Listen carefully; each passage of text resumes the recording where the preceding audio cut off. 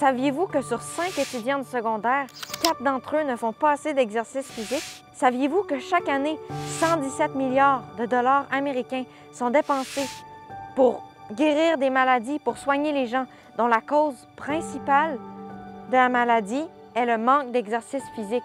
Savez-vous que chaque nouvel an, les gyms sont pleins, mais à mesure que l'année avance, les mois y passent, les gens ils se découragent.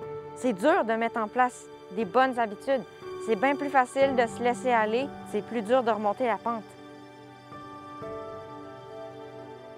Mais pour la majorité des gens, les deux choses les plus difficiles pour mettre en place l'exercice physique sont le temps disponible et la motivation. C'est vraiment pas toujours facile d'inclure l'exercice dans notre vie quotidienne. Il est prouvé que 30 minutes, 3 fois par semaine, peut réduire le risque de plusieurs maladies. Mais comment on fait ça? Inclure 30 minutes 3 fois par semaine, c'est presque impossible dans notre horaire super chargé. Ce que vous pouvez faire, c'est marcher à chaque occasion que vous avez. Prenez l'escalier au lieu de l'ascenseur. Stationnez votre voiture un peu plus loin de votre destination et marchez le reste. Bougez dans toutes les occasions que vous avez. Ça va vous aider à mettre un minimum d'exercice dans votre vie quotidienne. Je ne suis pas ici pour vous dire quoi faire comme exercice, mais voici les recommandations données par les professionnels de la santé. Premièrement, les exercices d'endurance. Cette sorte d'activité physique augmente votre rythme cardiaque et aide à la santé de vos poumons. Les activités d'endurance incluent le vélo, la course, le jogging ou même la natation. Deuxièmement, les exercices d'endurance ou de force. Cette sorte d'exercice augmente la force de vos muscles.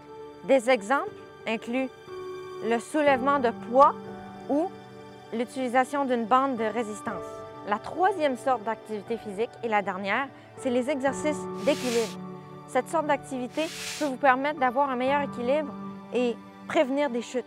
Des exemples d'exercices d'équilibre peuvent inclure de la marche sur une surface inégale ou même utiliser des choses faites pour ça.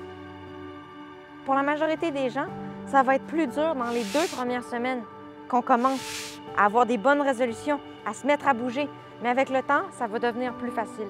Voici quelques bienfaits que l'exercice physique peut apporter à votre corps.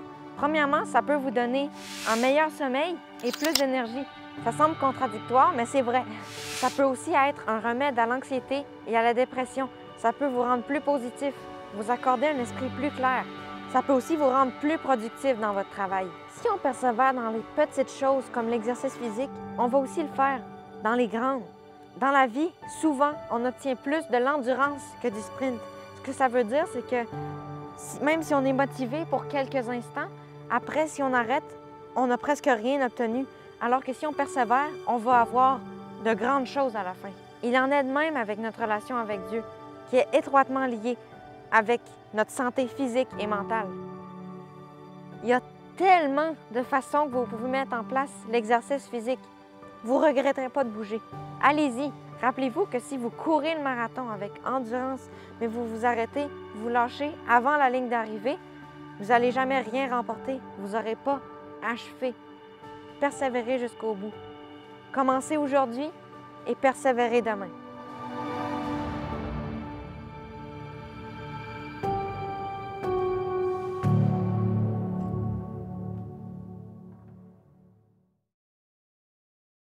Des exemples d'exercices d'équilibre peuvent inclure de la marche sur une surface inégale ou même utiliser des choses faites pour pratiquer des exercices d'équilibre, là.